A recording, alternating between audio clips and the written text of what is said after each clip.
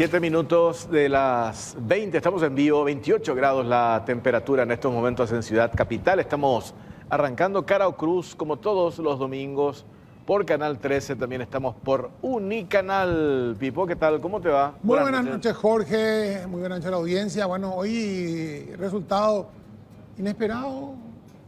Bueno, la diferencia sí inesperada, yo creo que la diferencia es inesperada. En las encuestas previas marcaba un 7, un 10% de diferencia, pero al final fue abrumadora la diferencia. 40%, ¿verdad? Sí, no sé. 40%. A ver, va a hacer un repaso. Más del doble otra vez. Hacer más de doble. Un repaso. 70 y 28, creo, ¿verdad? Apenas no llegó a 70. 60, o sea, 40 puntos redondo casi es. Sí, 40 puntos redondos. Pero miren la cantidad, 73.415. Y miren la cantidad de votos en las elecciones anteriores de Prieto. O sea, bueno, en la primera no sacó muy poco voto, pero hubo una. Pero en la municipal que él gana, él saca 81.000 votos contra 35.000 de la ANR, Ulises Quintana. Ponemos la placa hoy de ahora otra del TREP. Mantener la placa del TREP. Bueno, fíjate, ahí no, sí. 81.000, ¿verdad? Te dije contra 73.000. Le da el 61% de los votos a Prieto y el 27% a Ulises Quintana. Si bien saca más porcentaje a Penita, Roberto González, en cantidad de votos saca 5.000 votos menos que Ulises Quintana, que era una facción del Partido Colorado. O sea, estaba con todo el oficialismo en contra. Después, en las presidenciales, hoy le escuchaba, creo que al idiota Benjamín Fernández Abogado diciendo hasta a Payo Cubas le ganó a Santiago Peña el presidencial. No, Santiago Peña sacó 37%, o sea, 75.000 votos en las presidenciales en Ciudad del Este, y Payo Cubas sacó 66.000, y la Concertación, a quien apoyaba a Prieto, sacó 50.000 votos. O sea, ganó Santiago Peña en Ciudad del Este, y ganó Landy Torres en Ciudad del Este. Landy Torres no le conoce nada, le ganó a Mujica con 67.000 votos. O sea, en Ciudad del Este, Landy Torres hizo casi la misma cantidad de votos que hizo hoy Mujica. Y le ganó a Mujica, que esa vez hizo 64.000 votos. O sea, ¿hay un problema de candidato o hay un...? Porque evidentemente hay un problema de candidato del Partido Colorado. Este candidato, pobrecito, no le convencía a nadie, híbrido entre... todos le apoyaban supuestamente... Todos le apoyaban, pero no todos le apoyaban, porque ¿cómo es el tema ahí? O sea, había un apoyo. Ahora ya Blanca Ovelar dice que Honor Colorado, como si ella no estuvo sentada en esa mesa ahí con Marito y con... Ella no estuvo ahí. Estuvo. Este señor, Tiki González Baezquen, es su compañero de parte de movimiento. Está es del equipo de Marito, soy el hermano del candidato.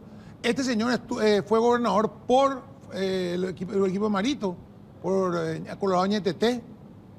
Pasó después en un momento dado, no Colorado, pues volvió otra vez a Ñeteté en su momento, era un candidato de consenso. O sea, Blanca Ovelar es una cobarde, cuando le conviene, cuando no le conviene, no le conviene.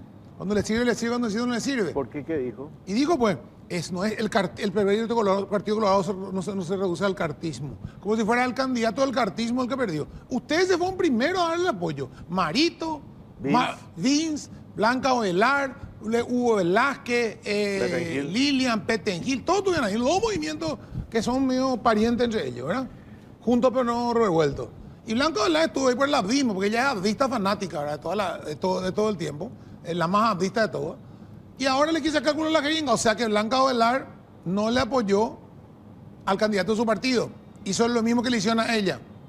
Le critica a los que le hicieron eso a ella, que dicho sea paso sacó menos del 30% en las elecciones presidenciales, históricamente la única candidata del Partido Colorado que perdió una elección, ¿verdad?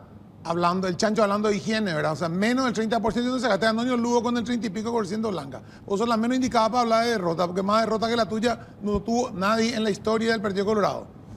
A ver, salvo vos y este señor. Gustavo Nieva, vamos a ir redondeando la jornada de hoy. ¿Qué tal, Gustavo? ¿Cómo te va? ¿Estás todavía en Ciudad del Este? Buenas noches. Gustavo. ¿Qué tal, compañero? ¿Cómo están? Un saludo cordial a los televidentes. Bueno, después de esta jornada electoral acá en Ciudad del Este, donde tienen un nuevo intendente electo después de una jornada electoral que se inició bastante temprano. Si bien es cierto, hubo algunos incidentes, pero eso no pasó a mayores, scratches de aquí, scratches en varios locales, pero al final del conteo de votos se dio como ganador al candidato, en este caso Daniel Mujica, y acá mi coequiper en esta jornada, Carlos Sánchez, el corresponsal acá de Ciudad del Este. Bueno, Carlos, ¿cuál es el análisis que se hace al término de esta jornada? Bueno, son varias cosas que hay que analizar eventualmente, ¿verdad? Hay que tener en cuenta de que después la destitución de Miguel Prieto es para completar un periodo que va hasta el próximo año, del 2026, ¿verdad? Eso quizás hizo de que la gente de la ANR haya mermado dentro de lo que significa estas elecciones en el día de la fecha. Y después decían la mayoría de los políticos que están aquí en la zona de que los jóvenes marcaron la diferencia en horas de la tarde. Hay que tener en cuenta que entre las 10, 11, 12... 1 de la tarde, esto que había quedado prácticamente sin mayores movimientos. Pero a partir de las 2 de la tarde, los jóvenes empezaron a llegar en los distintos locales de votación. Y aparentemente eso es lo que marca la diferencia finalmente en estas elecciones. De hecho, muchos jóvenes salieron a votar y eso se pudo observar en los diferentes centros de votación.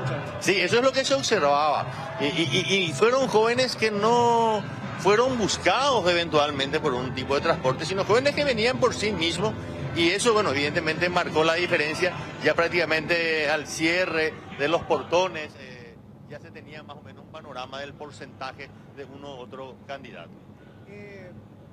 ¿Estuvo la dirigencia colorada unida acá, según se puede observar? Bueno, en principio se hablaba de eso, ¿verdad? Hay que hablar también de que el expresidente en un momento hablaba de que no quería ver a gente de HC, no se quería cruzar con ellos, y quizás también eso molestó a un grupo de dirigentes y eso hizo de que finalmente no estén hoy presentes. Prácticamente en el día 1, cuando se iniciaba la campaña de González Báez, que el expresidente Mario Abdo Benítez ya venía acá y mencionaba eso, y como que eso también empezó a dividir.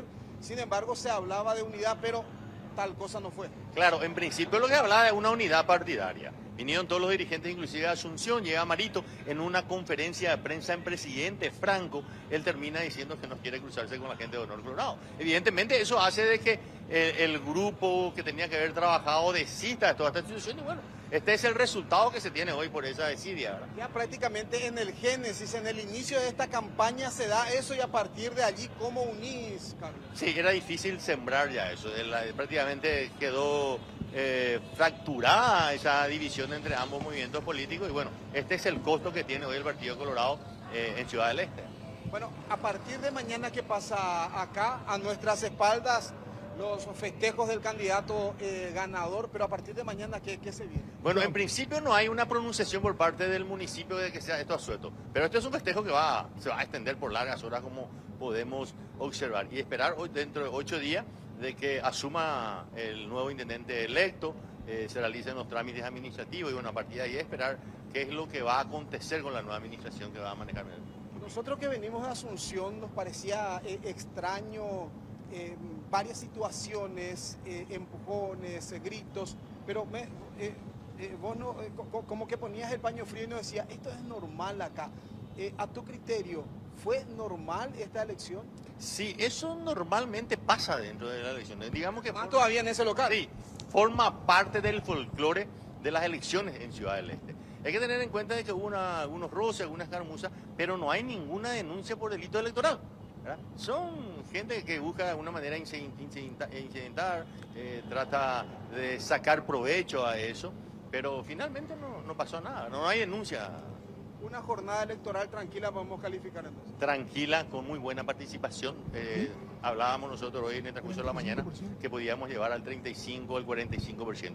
Llegó al 45% y un poquito más. Eso hace también de que el esteño hoy salga a votar. Decían los dirigentes colorados, inclusive manifestaba Roberto González a través de sus redes sociales, que felicitaba a la ciudadanía por la fiesta cívica, agradecía por todo el trabajo que se había desempeñado en su equipo, y además esto también felicitaba a Dani Mujica y le deseaba éxito. Entonces significa que sí se hizo un trabajo, no como tenía que ser, pero se hizo un trabajo, y Bueno, ellos decían de que en el 2026 se va a trabajar de otra manera. Charlie, gracias. No, gracias a ustedes por compartir y bueno, bienvenido a Ciudad del Este y nos encontramos en las próximas elecciones. Ahí está, compañeros. Bueno, nosotros este trabajo que iniciamos bien temprano también en los diferentes espacios informativos de Canal 13 y Unicanales. Bueno, las elecciones, una jornada pese a todos estos inconvenientes, algunos inconvenientes en los locales de votación no pasó a mayores. Y bueno, en este caso la ciudadanía esteña ha elegido, la ciudadanía esteña ha hablado a través de las urnas, compañeros. A ver, Gustavo, para ir redondeando, conferencia de prensa también hoy de los ministros del Tribunal Superior de Justicia Electoral, más allá de lo que en un principio se había dicho, la amenaza o la especulación de la historia del fraude, etcétera, etcétera. Si bien se dieron, como dijiste, de un lado y del otro lado esos escraches cuando algunos referentes tanto del Partido Colorado como también del partido Yo Creo fueron a votar, hubo esos escraches, pero en líneas generales, y eso destacaron los ministros de la Justicia Electoral, estamos hablando de una jornada cívica impecable. Yo esperaba un nivel de participación menor. Entiendo lo que dice Carlos Sánchez en el sentido de que unas elecciones que se dieron tras la destitución de Prieto, donde no había mucho tiempo para calentar motores y para motivar al electorado, el hecho de que se tenga ese nivel de participación me parece importante. Yo dije, acá no va a haber 30%, ¿verdad? Hablaban de 35 esta mañana, pero la anterior elección de Prieto fue 60%. No, claro, pero por el tiempo de campaña. Y acá se dio muy poco tiempo. Me parece muy bajo 45, a mí, una elección. Después, por eso me parece interesante destacar el conforme sí. 5.26 sobre 795 mesas procesadas de 795. ¿Cuánto es el porcentaje total? Ya votos son 795, conforme al TREP. 795 mesas procesadas de 795. ¿Y cuánto es el porcentaje de participación? El 45.26. Es lo que hablábamos nosotros eventualmente. Y de hecho se esperaba 50, porque a la mañana cuando se iniciaba esta jornada electoral hablábamos con González Baezque y decía, esperamos un 50, pero el récord absoluto es de 60. No creo que lleguemos a ese porcentaje, decía, pero sí, entre 45 y 50% era lo esperado y que al final eso es lo que se refleja en la urnas. Eso es lo que se refleja en el conteo total, porque aquí ya se contaban todas las mesas eventualmente de todos los locales electorales. Ahí está, compañeros. A ver, preguntarle un poco a Carlos ya para ir redondeando también.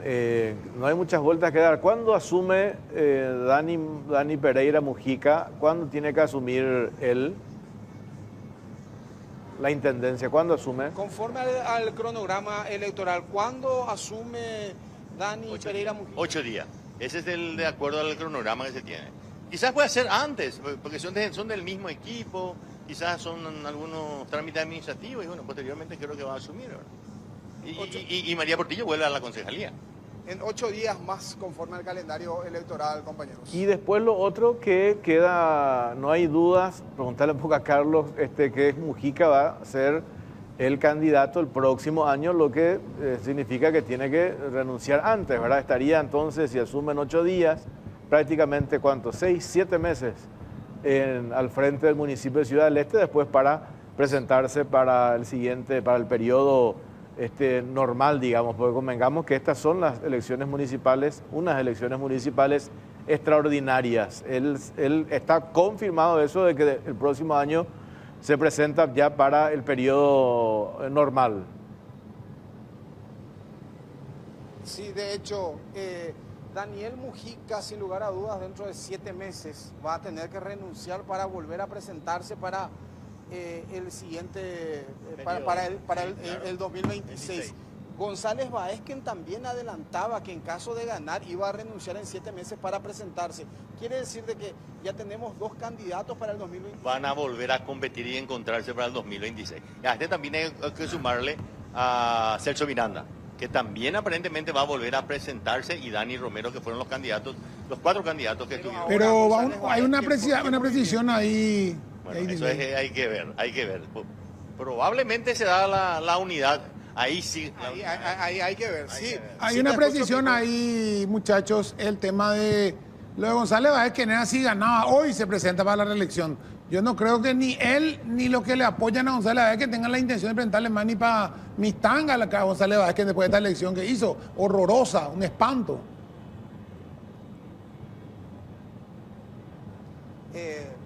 Después de esta derrota contundente, González Báez, ¿quién se va a volver a presentar, crees vos? Eso por lo menos es lo que se manifiesta y hablan los líderes del Alto Paraná y los líderes de la capital. Hay que ver qué figura puede emerger eventualmente durante ese periodo en la zona este del país. Hoy no se tiene. Hoy no se tiene. González Báez es el candidato más potable que tiene la ANR a nivel del departamento, ¿verdad? Y a partir de ahí vamos a ver qué es lo que ocurre.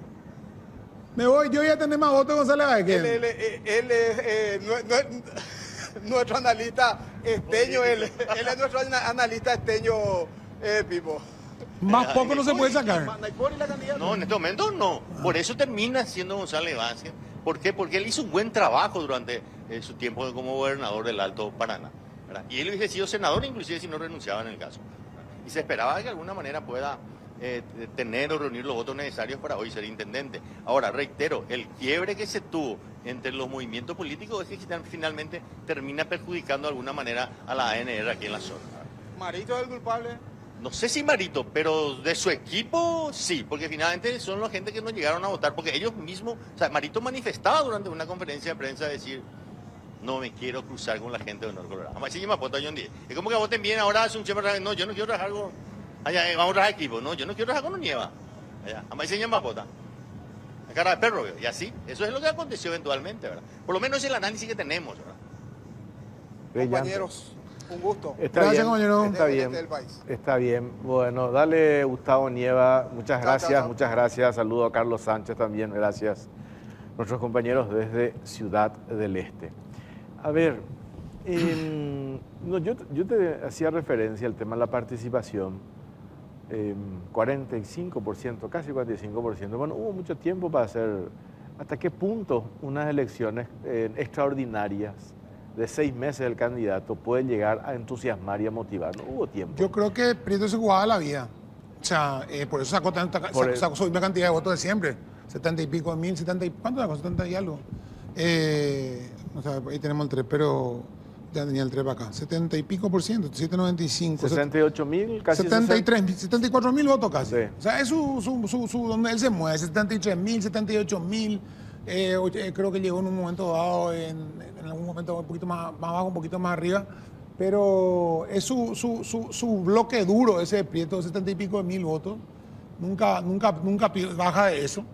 Y me sacó toda su gente, puso toda su artillería. Ahora, ¿quién no salió a votar si el Padrón Colorado tiene, creo que 50, ¿cuánto eran? 70 mil votos? Y salió la mitad nomás a votar. No, los colorados son 120 mil en el padrón, 120 mil. Y bueno, 120 mil. ¿Y dónde están los 120? Salieron 30 mil, 4 mil. O se fueron a votar por 30, o se van a votar, ¿dónde están los otros 90 mil? ¿Se van a votar por González Ángel? ¿O no se fueron a votar? Porque si vos decís, bueno, no votaron los de HC enojados porque Marito dijo que no era candidato, que no había, él no quería que el candidato lo dijo que él no quería nadie de HC. Después mismo se arrepintió. No votaron los de Marito porque no era el Marito le dio la orden que vote por Prieto, si el candidato de Prieto Marito siempre fue Prieto. Eso siempre fue, su apoyo fue Prieto, ¿verdad? Entonces le hizo votar a su gente Marito. No le mandó a votar a su gente. O sea, no vas a saber porque únicamente no tengan el dedo manchado mañana algún correligionario va a decir si vos no votaste, pero después vos no sabés por quién votó. Lo que yo quiero rescatar acá es una cuestión. Se puso otra vez en tela de juicio, como siempre la oposición juega con eso de la justicia electoral. Y nuevamente la justicia electoral le tapa la boca. Porque no hubo incidente, no hubo nadie está pidiendo el cuarto sobre, el quinto sobre, porque se votó en papeletas, el fraude, el local, los dos apoderados de un grupo contra uno, nada. Todo lo que llamamos del show, nada. No pasó nada. Todo bien, todo correcto. Nuevamente por, no sé, enésima vez la justicia electoral, impecable el trabajo. No pasó nada, todo bien, se entregó a tiempo, se cumplió. Se hizo el TREP creo que tardó 1 hora y media el TREP en sacar el resultado del 100%. O sea, ¿hasta cuándo la pavada del cuarto sobre y el fraude y no reconocer elecciones? La efrainitis, dijo Mario Freire la otra, la efrainitis aguda. Bueno, el no reconocer. Ciudad del Este no es un bastión colorado hace 8 años. Ya va a ser con esto. O sea, no es que ganaron en un bastión colorado. Ya le hicieron ganar en el bastión colorado. Marito le hizo ganar en el 2019 a Prieto. Y de ahí ya no largó más. Hasta el 2026 por lo menos ya no va a largar más.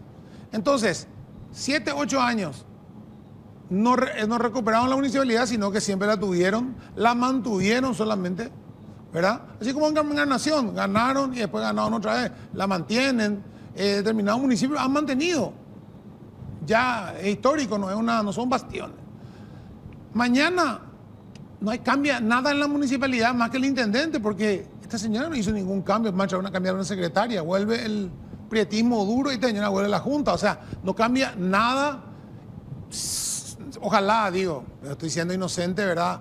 Cambie el modo operandi de meter la mano en la lata como han robado, porque esto no borra que hayan robado lo que robaron. Esto no dice, no, este es el veredicto del pueblo porque votaron 40.000 o 70.000 esteños que votan por Prieto, siempre votaron por él, el Prieto es inocente. Entonces vamos a someternos al voto popular y suspendemos los tribunales y los juicios. ¿Qué les parece? Estarían todos presos porque siempre le gana el Partido Colorado. Vamos a someter que todos los que pierden van presos en las próximas elecciones generales. Y van a ir presos todos ustedes. Y todos los que estaban presos que ganan salen en libertad. Esto no es un referéndum sobre la inocencia de Prieto. Prieto es un ladrón. Lo tiene que terminar nomás de demostrar la justicia. Pero la evidencia es clara. Esto no limpia el nombre de Prieto. Simplemente hace que tenga 70.000 personas que no usan la cabeza. Muchas veces va a pensar y siguen votando lo mismo, aunque le roben en la cara. O siguen prendidos a determinada. Como ustedes siempre dicen, vamos a usar el sistema de la oposición. ¿Verdad? Votan a un gobierno, a un corrupto que representa la corrupción de Ciudad del Este y le siguen votando a ese. Bueno, y si les gusta, les encanta, sarna con gusto no pica, señores, disfruten lo que tienen un año más. No vengan a llorar después de que no tienen esto, que no tienen lo otro, que no tienen. No se quejen. O sea, se vota, se elige, ustedes eligieron, los otros que no salieron a votar hicieron, es lo mismo. No salir a votar es lo mismo que votar por Prieto. O sea que el resto también es responsable de esto. Así es fácil. O sea, no se acaba el mundo, señores. Ni cambia nada. Mañana, o sea, sigue siendo presidente de la República Santiago Peña, vicepresidente Pedro Aliana, sigue siendo presidente de la Junta de Gobierno Horacio Cartes, sigue teniendo mayoría en el Congreso del Partido Colorado, sigue teniendo 15 de 17 gobernaciones, sigue teniendo la mayoría de las intendencias, sigue teniendo el poder político en el Paraguay, estamos en el Partido Colorado. Ustedes tienen un par de intendencias, unas cuantas intendencias importantes y 2 gobernaciones. Después, Nácore. Si esa es la esperanza de ustedes para ganar en el 2028 una elección general, me alegro, porque si ese no es lo que ustedes van a hacer. Ahora quiero ver la bolsa de gato que va a hacer esto, porque hoy Prieto se siente el gran elector nacional que no sabe si va a llegar en libertad a las elecciones del 2027, 27 a las 28. Que no sabe en qué situación va a llegar jurídicamente, que no sabe ni cómo le va a ir en el 2026, aprieto todavía, falta muchísimo. Si el Partido Colorado aprende la elección o no, de que no hay que guiarse por encuestas, no hay que guiarse por sondeo y de carapé que hacen los perros por ahí, de quién es más popular, quién va a tener más votos, cuando no sirven para nada, cuando ni tu propio candidato te convence a nadie. Porque vamos a ser realistas, no le convencía a nadie. Lo único que tenía a su favor era que no tenía antecedentes delictivos antes, que era un señor aparentemente honesto, ¿verdad? De trabajo, un empresario, pero tampoco era el líder carismático que político, y muchas veces eso es lo que vale en la política, ¿verdad? O transmitía algo, o transmitía un sentimiento. Quizás ese es el error. Dejar de mirar las encuestas y ponerle a la gente a trabajar, a caminar desde el día de hoy, para conseguir que esos 120.000 colorados se hayan anotado 80.000 en las próximas elecciones y no 30.000 como hoy. Nos vamos con porque ya está nuestro próximo invitado. Lo que posteo en sus redes sociales, Gonzalo Báez, que también compartimos y cerramos esta parte con eso, ¿sabes? Y Mujica. Felicito sinceramente a toda la ciudadanía por el gran civismo demostrado el día de hoy al nuevo intendente electo, señor Dani Mujica. Le deseo el mayor de los éxitos en sus funciones. A nuestro equipo de trabajo, apoderados, meseros, coordinadores técnicos y simpatizantes, las derrotas también son momentos necesarios para reflexionar y emprender cambios profundos. Gracias de corazón por el apoyo que me brindaron durante toda la campaña. Seguiré firme ayudando a la gente y especialmente a la juventud desde la educación y desde el lugar que me toque servir. Gracias de verdad a cada uno de ustedes. Esto compartió en sus redes sociales Roberto González Baezque. Bueno, 20:33, tenemos que hacer una pausa cortita, 28 grados la temperatura en estos momentos en Ciudad Capital. Hacemos Bristol, ¿verdad? Sí. Bueno, llegó la nueva tarjeta B de Vasa para disfrutar lo que más te gusta, más bares, más bienestar, más tiendas, más viajes, más beneficios, más experiencia de tendencia, y el pedir este año por la cuota anual queda exonerada de por vida. Descargado mismo tarjeta B desde la aplicación de Vasa o llama al 021-618-7070. Vasa a tu lado en cada logro. Aprovecha la promo más grande del país con Bristol, 2.000 millones en premios. Por tus compras estás participando de fabulosos premios.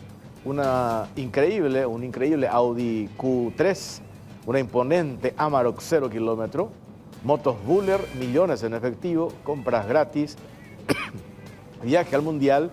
Además, por tus compras te llevas una cuota de regalo. Vení, compra y gana en Bristol, la mejor casa de electrodomésticos del país.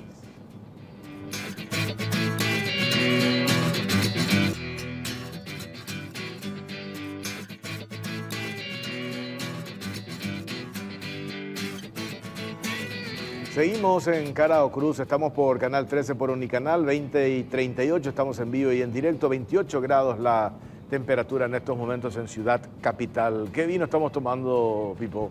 Estamos tomando nuestros vinos italianos de Terreforti, el Merlot de Italia, por supuesto nuestros amigos de Italia Food and Wine. Pueden seguirlo en Instagram o comprar directamente con ellos ahí, o acá está, perdón, ahí.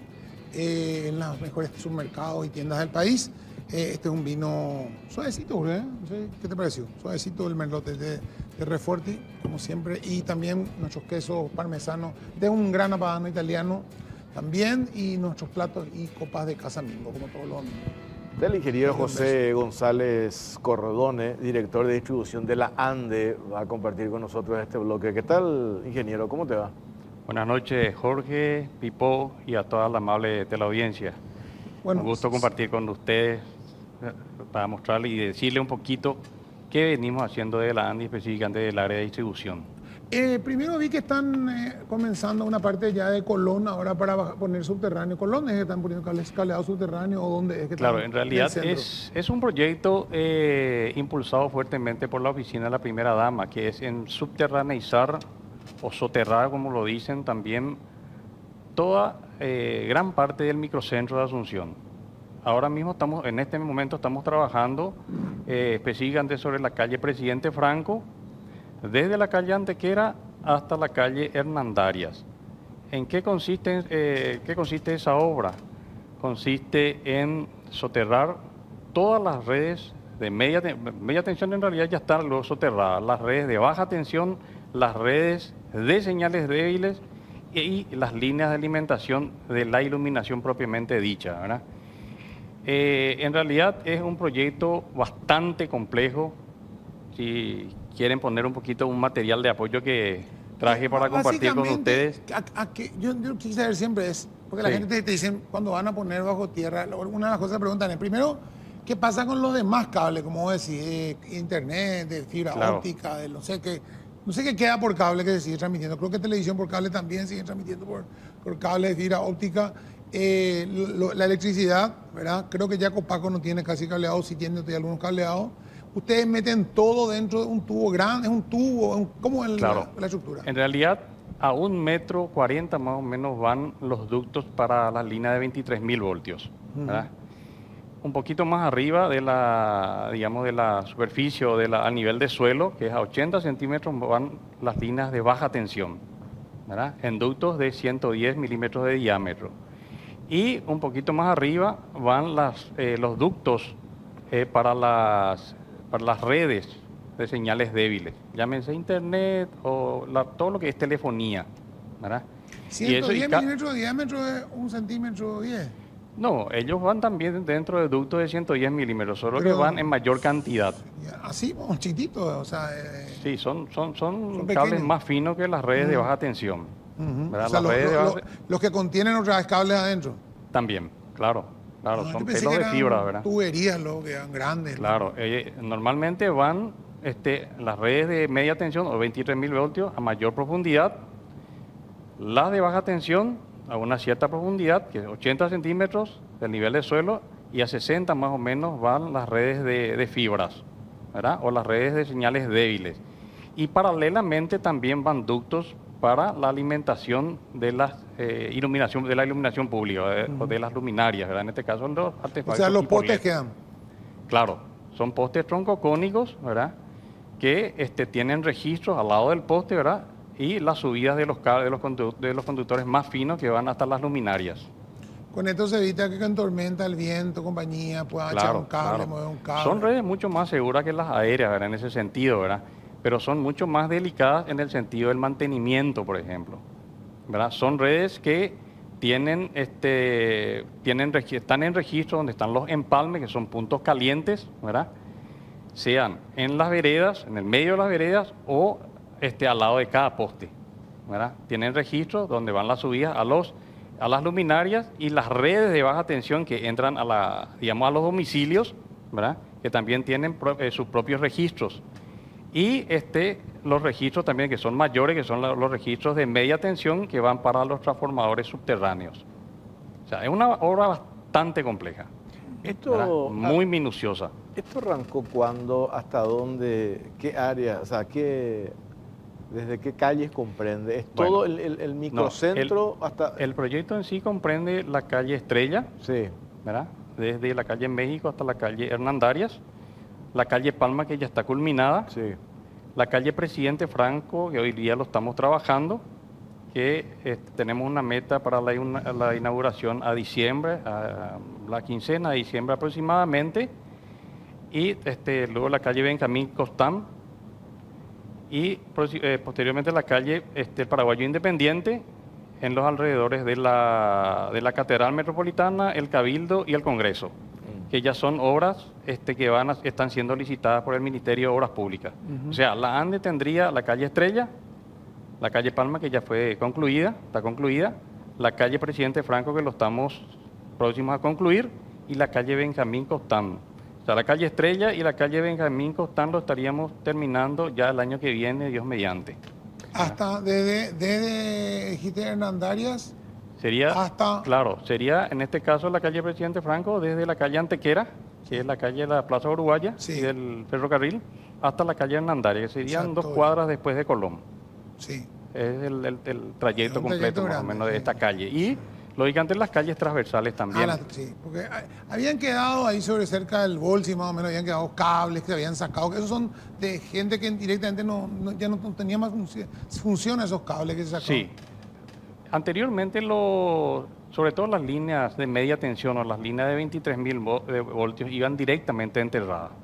O sea, excavaban 1,20 m, 1,40 m y directamente iba enterrado, con una capa de protección mecánica.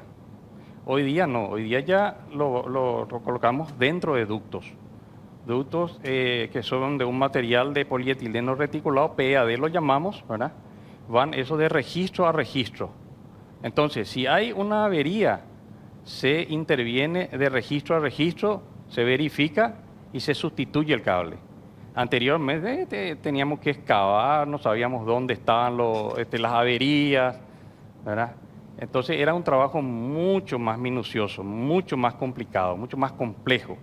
Hoy día con este sistema de las líneas de media tensión dentro de ductos, con registros intermedios, sí se facilita mucho la intervención de ellos. ¿Dónde está el mayor costo en esto? Sí. ¿Cuál es ¿Qué es lo más caro de todo de hacer esto? Lo más porque la caro, gente pide en todos lados, o sea. Mira, Pipo, esta obra de Palma Brilla, digamos, o Centro Brilla, Aso Brilla en este caso, está en torno a los 50.000 millones de guaraníes. ¿Qué implica eso? fuera de las hacer las excavaciones, colocar los ductos para media tensión o 23.000 voltios, baja tensión 220 voltios, 380 entre fases, líneas de alimentación para lo que es iluminación pública y también los tritubos que le llamamos para lo que es las redes de señales débiles o cables de internet o telefonía. Lo que más cuesta acá es la parte de media tensión. La mano de obra en sí, en la excavación, la colocación de los ductos, la construcción de los registros. Por eso quería compartir un poquito con usted esa presentación, porque una imagen vale más que 1000 palabras, dicen, ¿verdad? Ahí van a ver ustedes la complejidad de lo que es esta obra. Es una obra bastante, ahí por ejemplo, esta es la construcción de un registro, que están viendo ahí es la construcción de un registro. Ven ustedes las personas adentro de la ya excavada, ¿verdad? Y al lado ya es prácticamente un 90% terminado el registro. Son como casetas. ¿Cómo? Son casetas enterradas. Sí, sí. Ahí, por ejemplo, a la derecha ya fíjense, ya está el registro ya terminado. Esos tubos negros son los de que llevan... Son los ductos de media tensión, baja tensión y ya para señales débiles. Si van un poquito más... Ahí ya está terminada la mano izquierda, la izquierda, perdón. Ya están, las que están a mayor profundidad son las de media tensión, las que están, digamos, a la izquierda son los ductos para señales débiles y a la derecha para líneas de baja tensión. En la otra imagen, si volvés a la anterior, por favor, ahí tienen ya un registro terminado, prácticamente ocupa toda la vereda, ¿verdad? Ahí ya están inmiscuidos lo que es media tensión, baja tensión y señales débiles. Estos son unos conectores especiales que los llamamos conectores sumergibles. Ellos resisten al agua, es totalmente aislado, ¿verdad? Estos van normalmente en los registros de baja tensión. Esa la línea principal, si ven ustedes ahí, hay una pequeña derivación que parece en Y. Eso entra a los domicilios, o hay otros tipos de menor rango que van a la iluminación pública, ¿verdad? Eso es un poquito son las características de esta obra de soterramiento y refuerzo en cuanto a la iluminación pública. Acá un poquito quiero compartir con usted y la teleaudiencia nuestro plan verano. ¿En qué venimos trabajando? Yo sé que Jorge ahí ya me está mirando, queriendo hacer algunas preguntas. Bueno, nosotros tenemos un indicador fundamental que son... nosotros lo llamamos en ingeniería el FEP y el DEP. El FEP es la frecuencia equivalente de potencia. O sea, ¿cuántas veces nos quedamos sin energía? ¿O cuántas veces se cortó el suministro de energía en el año? O en un periodo determinado. Y el DEP es la duración, cuánto tiempo duró. Ahora, el verano anterior... nosotros hemos mejorado en cuanto al FEP un 26% en relación al verano más anterior, ¿verdad? Al verano del 2023-2024. La medición normalmente lo hacemos de diciembre a febrero del siguiente año. Vale decir que de diciembre del 2023 a febrero del 2024 hemos mejorado en un 26% en cuanto a la frecuencia equivalente de potencia, o a la cantidad de cortes que tuvimos. Y en un 49% hemos mejorado en cuanto a la duración de los cortes. ¿Qué quiere decir eso? Que somos más ágiles, o fuimos más ágiles en cuanto a la reposición del servicio. ¿Verdad? Ahora, ¿qué es necesario hacer para ir mejorando? Es inversión. El área de distribución hoy día tiene una previsión de inversión de $200 millones año. O sea, a 10 años, $2.000 millones. ¿Qué significa? ¿Inversión y mantenimiento o inversión solamente en nuevas? No, sería inversión en nueva infraestructura. Mantenimiento representa un 3 a 5% de lo que es una obra. ¿Verdad? Si ustedes ven ahí en ese material de apoyo, si podés, les quiero nomás explicar brevemente, ¿verdad? De que un poquito antes de eso, ahí tenemos, por ejemplo, una meta de instalación de 425.000 kVA en nuevos transformadores de distribución. Ya hemos superado esa meta a la fecha, instalando aproximadamente 5.500 transformadores de distribución de varias potencias, mayoritariamente de 25 y de 100 kVA. O sea, ustedes me dirán, ¿y eso es suficiente? No es suficiente, ¿verdad? Pero es buena cantidad, es muy buena cantidad. En la siguiente diapositiva, ahí figuran 333 alimentadores. Estamos a un 90% de llegar a la meta. Acá quiero explicarle un poquito, Pipo, Jorge y de la audiencia, de que la ANDE es la única empresa a nivel regional que realizan los mantenimientos a nivel de media tensión o a nivel de 23.000 voltios con el 100% con la técnica de línea viva. O sea, no se ¿Qué corta. significa? No se corta, ¿verdad? ¿Cómo lo hacemos eso? Con cuadrillas especializadas, ¿verdad? Lógicamente tiene que tener todas las protecciones necesarias, ¿verdad? Desde el guante hasta las canastas donde suben para hacer el mantenimiento. ¿En qué consisten esos mantenimientos? Consisten en cambiar crucetas rotas, consisten en cambiar aisladores averiados, sea rajados, rotos, ¿verdad? Y también de repente detectamos puentes que están por soltar por calentamiento. ¿Cómo lo hacemos para detectar eso? Tenemos drones, sobrevolamos los alimentadores, principalmente las troncales, ¿verdad? Pues tenemos troncales y tenemos derivaciones. ¿Cómo lo protegemos las troncales de las derivaciones? Lo protegemos a través de seccionadores fusibles, que muchas veces, y en la mayoría de las veces, nuestros clientes nos dicen, tuvimos una explosión, ¿verdad? Sé que explotó el transformador, es lo más común y normal. En realidad son las protecciones las que operan y hacen un estruendoso ruido, ¿verdad? Este mantenimiento de técnicas de líneas vivas, que nosotros le llamamos, o líneas energizadas, lo venimos haciendo en el 100% ya a nivel país, ¿verdad? Y es el único, digamos, la única prestadora de servicio en la región que lo hace el 100% ya sin corte. Para nosotros es un orgullo. Ahora, los cortes que se dan en el verano se dan por la mayoría por el tema de la sobreutilización o, digamos, las que se supera una capacidad, porque muchas veces es cierto también eso, la gente comienza en con una casa de un tamaño determinado, después esa casa crece o se convierte en un local, empieza a consumir, o le instala más equipo, empieza a consumir que horno eléctrico, que ¿cómo se llama? Cocina eléctrica o más aire acondicionado, se utiliza más. Al aumentar ese consumo y no estar preparada esa instalación de la zona, digamos, de la ANDE para eso, genera ahí donde se generan más cortes, o es generalmente porque en la estación de verano hace mucho más calor y se calienta más rápido los equipos. ¿Cuál es el problema principal? ¿La utilización excesiva sin dimensionar, sin declarar, o cuál es el tema? Ya. Nosotros tenemos tres tipos de, digamos, de fueras de servicios. Uno es por producción, es cuando la línea de transmisión o la subestación están con problemas, ¿verdad? El otro que lo llamamos accidental.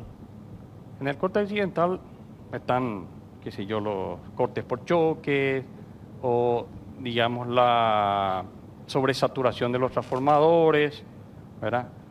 Que hacen que operen las protecciones y saquen fuera de servicio el alimentador. De repente, por ejemplo, ramas que caen sobre las redes desnudas principalmente las cortocircuitan y operan las protecciones y sacan fuera el alimentador. De repente, por ejemplo, aves que tenemos que también posan las alas cortocircuitando las fases y sacan fuera el alimentador. Últimamente venimos teniendo bastantes casos de eso, ¿verdad? Y también están las emergenciales, los cortes emergenciales, que llega a un cierto nivel de viento, ¿verdad? Que tenemos ese tipo de árboles que caen, ramas que caen, ¿verdad? O la misma temperatura cuando supera los 37 grados. Tenemos muchos puentes, le llamamos nosotros, ¿verdad? Que interconectan principalmente las troncales con las derivaciones, o las troncales o derivaciones o las líneas con los transformadores o equipos de protección y maniobra. Estos puntos, esos puentes que le llamamos nosotros, se sobrecalientan, se sueltan y sacan fuera al alimentador. Esos son nuestros principales problemas hoy día en cuanto a lo fuera de servicio. Sobrecarga de repente del transformador, que sí, como mostré, lo venimos ya supliendo con mayor cantidad de instalación de transformadores de distribución. En el verano anterior, esto que mostraste, esto que dijiste, estos números comparativos, 2023 versus 2024, hubo menos cortes en el 2024. Yo supongo que ese porcentaje quieren ir mejorando, ¿verdad? Porque al final, cuando estamos hablando hoy de esto, que la ANDE se prepara para afrontar el verano, ¿qué es lo que nosotros queremos?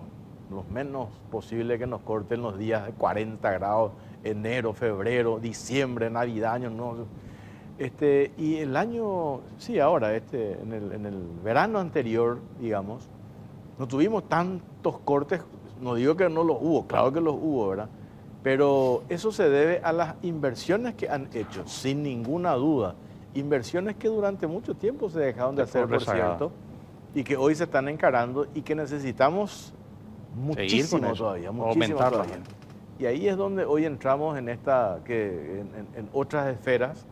Se está analizando cuál es la alternativa de cómo hacer que la ANDE pueda obtener mayores recursos para este proceso de inversión que se ha hecho y que sea sostenible, porque de nada sirve que se haya mejorado en un verano y que el siguiente volvamos a caer. Por eso te decía ese porcentaje, dijiste 25%. Sí, 26% aproximadamente 26%. Mejoramos. Eso tenemos que tener. El verano anterior con relación al anterior. Lo ideal es que subamos ese porcentaje, ¿verdad? Claro. Y que cada vez... que cada vez tengamos menos cortes y si los hubiera que sean de menor tiempo posible. Eso es lo que queremos. Siempre hay una cuestión que yo te reclamo, eso no sé con quién hay que ver, ¿verdad? Pues ya más haces tu reclamo, ¿verdad? Y te dicen, uno pues lo que quiere saber es, ya sabe que se cortó la electricidad, le comunica la ANDE, no hay luz, pero quiero saber si va a volver de acá a 1 hora o va a volver acá a 10 horas o 8 horas, depende de la intensidad. Ustedes saben ya la intensidad de lo que sucedió, o sea, hay cosas que pueden llevar un ratito y hay cosas que pueden llevar horas, depende de lo que haya sucedido. Cuando uno llama o reclama a la ANDE, te dicen, ya está tomando su reclamo, felicidades, chao. Uno sabe si, digo, che, salgo de mi casa, me quedo en mi casa, abro mi local, no abro mi local, cierro mi local. Por decirte, puede pasar un sábado a las 6 de la tarde y yo tengo que abrir a las 8 de la noche mi local. Ya puedo abrir a las 8 de la noche mi local. Eso, mucha gente quiere. ¿Hay posibilidad alguna con la tecnología actual de que la información que se reciba para el cliente que llama a reclamar contenga ya algún tipo de información más que solamente el hecho de recibir el reclamo? Claro, la verdad que estamos trabajando, Pipo, estamos adquiriendo o generando una herramienta que se llama gestión de atención de reclamos, ¿verdad? Estamos trabajando en esa plataforma. La idea es un poquito darle o asegurarle al cliente o al usuario tener una mayor previsibilidad. Claro, eso. ¿Verdad? La vez pasada, por ejemplo, hubo un choque de un camión por un poste de 12300, lo llamamos un poste bastante robusto, tenía un transformador, tenía línea de media tensión, línea de baja tensión, tenía inclusive bajo el transformador tenía un artefacto de alumbrado público. Cambiarlo eso te lleva fácilmente de 4 a 6 horas. Y más aún si por ese poste tenés una transición de una línea subterránea a un edificio, por ejemplo. Eso te lleva muchas horas, ¿verdad? Entonces, estamos trabajando nosotros en ese sistema informático. No sé si ustedes habrán escuchado que hoy día el NIS ya es obligatorio cuando haces tu reclamo. Sí. Facilitas tu número de NIS y automáticamente ya te registra tu reclamo, van a la zona, ven la gravedad de la avería y ahí ya hay condiciones de decir, esto va a tardar, dependiendo del grado de avería. Entonces, estamos trabajando de tal forma a brindarle esa previsibilidad a nuestros clientes. De decirle, mira, esto va a tardar un poquito, o en breve ya te solucionamos. De repente hay un falso contacto en una acometida. La acometida es el que va del poste y entra a la casa, al medidor. Hay un falso contacto en el poste, Entonces, ¿qué? Va el operador y él sí lo puede solucionar, agarra y aprieta la prensita, que nosotros le llamamos, y se soluciona. Eso es rápido. Claro. ¿Verdad? Ahora, un transformador o un poste que se caiga, o se suelte, o cable suelto que tengamos a nivel de media tensión, siempre es más complicado. Lleva mayor cantidad de horas para reposición. Que tenga una previsibilidad de que va a poder en cuánto tiempo, porque si vos le decís, sí, ya sé, pero el tipo tiene tan ascuas, no sabe si va, ¿cómo digo?, abrir su negocio o va a salir de su casa o va a poder entrar o va a poder, no sé, bañarse, lo que vos digas.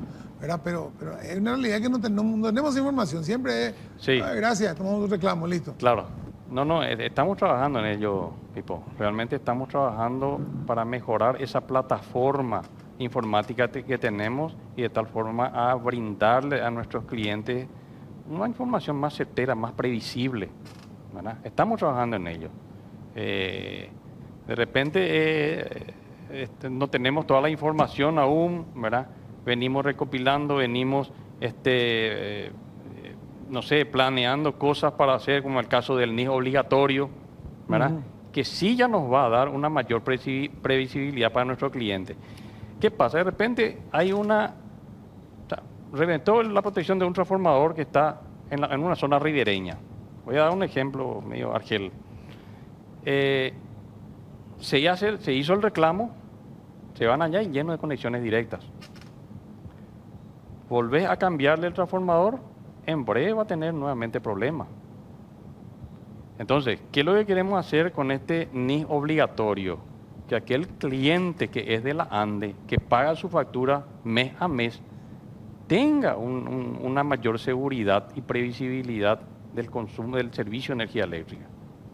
Ahora, una última pregunta nomás, el tema de la declaración que uno hace de lo que tiene en su casa. Uno declara cuánto que tengo en mi casa. Esa actualización, ¿tiene algún costo? O sea, si yo, por ejemplo, antes tenía 2 aires, una heladera y un lavarropa, y ahora tengo 6 aires, 2 heladeras, un freezer, un secarropa, horno eléctrico, me voy a ir declaro en la ANDE, me va a costar más caro a mí eso, me va a venir más caro. O sea, de hecho no ya me viene más caro mi factura porque ya sube mi consumo. Claro. Pero el hecho de que yo declare y le diga a la ANDE, lo que pasa, mi consumo sube por esto, y tengo todo esto, y te permite planificar determinadas cosas, no, me cambia algo a mí el costo de mi servicio. Mira, la ANDE está lanzando permanentemente campañas de actualización de cargas en forma gratuita, ¿verdad? De hecho que esa situación de ir cargando, domiciliariamente hablando, cargando con electrodomésticos, aire, etcétera, debería de ser una responsabilidad del usuario de ir a actualizar esa carga. Porque finalmente él está comprometiendo al transformador de la zona. Claro, pero va a tener un costo adicional mensual para él, eso aparte del costo de más. Porque va a pagar más energía, o sea, la energía no va a dejar de pagar. Sí. Ustedes le ponen otra categoría, ¿cómo queda eso? En realidad existe una forma llamada KPL, que es el frente, la potencia que vas a instalar, ¿verdad? Por el frente y una constante, o sea, la longitud, la potencia y una constante que se multiplica y eso sale en un costo aproximado, ¿verdad? Y ese costo sí paga el usuario. Pero permanentemente la ANDE lanza campañas de gratuidad en cuanto a la actualización. Permanentemente estamos en eso. ¿Se llegó ya o siguen dándose casos? Recuerdo la arremetida feroz de la ANDE por el tema del combate a las granjas clandestinas de criptominería. Eso fue en periodos, en años anteriores, una de las principales razones, ¿verdad?, de los cortes que se dan en diferentes puntos. Siguen casos, o ya prácticamente después de este trabajo de la ANDE, del control permanente, donde incluso creo que un shopping tenía arriba una granja clandestina. ¿Cómo está eso? ¿Ya desapareció o sigue? Mira, se redujo, pero abruptamente, ¿verdad? Después de esa campaña enorme que la ANDE llevó a cabo, sí, inclusive hubo detenidos, presos, gente aprehendida, ¿verdad? Pero se mejoró brutalmente, ¿verdad? Hoy día existirán casos, ¿verdad? Siempre estamos en esa campaña de persecución a los ilegales, ¿verdad? La ANDE va lanzando, tiene sus campañas de combate a las pérdidas, ¿verdad? Semana pasada fue lanzada en Ciudad del Este, tengo entendido, con la gente de la gerencia comercial, la presidencia, esa campaña para combate a las pérdidas, ¿verdad? Y vamos lanzando sectorialmente. Este tema de las conexiones clandestinas, ¿cómo estamos? Bueno, las conexiones clandestinas principalmente se dan en las zonas ribereñas, asentamientos, ¿verdad?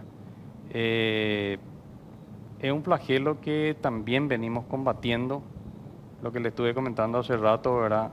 De repente operan las protecciones, revientan los transformadores, es un decir, ¿verdad? Tenemos muchos problemas principalmente en los asentamientos y en las zonas ribereñas.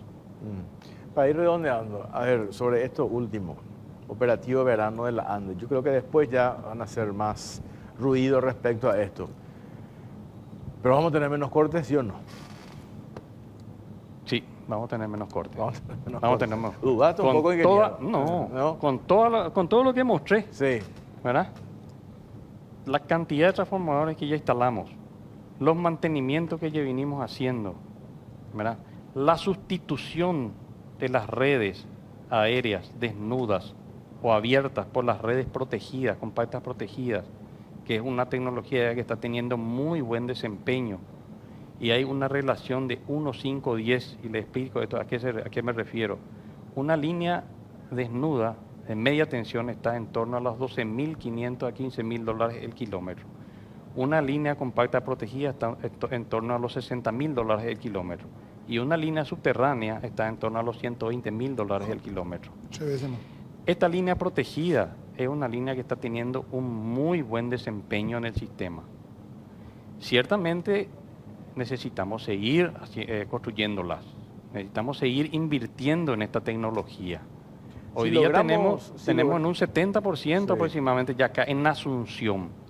Si logramos aumentar el porcentaje de menos cortes en el debate que posteriormente se dé, este año ya no creo, quizás el próximo año, de reajustes. Yo creo que hoy, ¿qué es lo primero cuando se habla de reajuste en la tarifa? Cierto, no para los sectores más vulnerables, los sectores sociales, sino para las industrias o los que consumen más. Lo primero que decimos, ¿qué es lo primero que nos viene en mente? Los cortes. Entonces nos decimos, ¿de qué nos sirve tanta inversión? Entonces, si nosotros llegamos a tener menos cantidad en el momento más complicado de la temporada, que es el verano, diciembre, enero, febrero, yo creo que eso va a ayudar muchísimo porque no se desconoce la necesidad de la ANDE de obtener recursos para seguir invirtiendo en infraestructura. Eso yo creo que hoy no se desconoce. Pero en paralelo tenemos estas situaciones que generan el enojo de la gente, ¿verdad? Cuando ustedes optimizan en mayor cantidad de eso, yo creo que la discusión por lo menos va a ser más equilibrada, ¿verdad? Es así mismo, Jorge. Acá no hay otro secreto. Acá, mira, hay que seguir invirtiendo. Como dije, la ANDE tiene un rezago muy grande en cuanto a inversiones, sobre todo en el área de distribución. Ustedes sabrán habrán visto que el promedio de inversión allá por el 2004 hasta el 2008 era de $50 millones. Hoy saltamos a $300 millones. Nosotros acá en el sistema metropolitano, Asunción, tenemos el 60-70% ya con cobertura a nivel de líneas protegidas.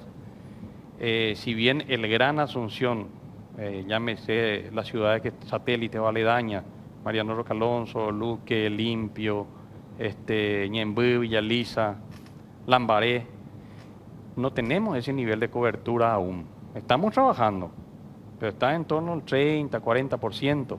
Y a nivel país, o a nivel de interior, es mucho menos el porcentaje de redes que tenemos con ese tipo de tecnología. Tenemos muchas redes precarias aún, ¿verdad? Vos me preguntabas, ¿vamos a seguir teniendo corte? Vamos a seguir teniendo corte, pero en menor intensidad, en menor cantidad. Perfecto. ¿Verdad? Ingeniero, te agradecemos tu tiempo, muy amable. Muchas gracias a usted y a toda la audiencia.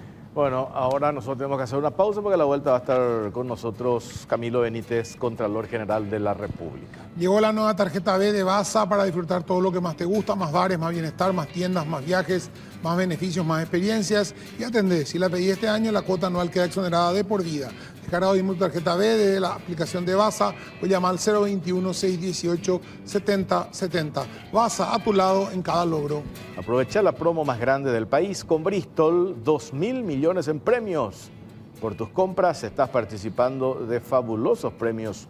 Un increíble Audi Q3, una imponente Amarok 0 kilómetro, motos Buller, millones en efectivo, compras gratis, viaje al Mundial. Además, por tus compras te llevas una cuota de regalo. Vení, compra y gana en Bristol, la mejor casa de electrodomésticos del país.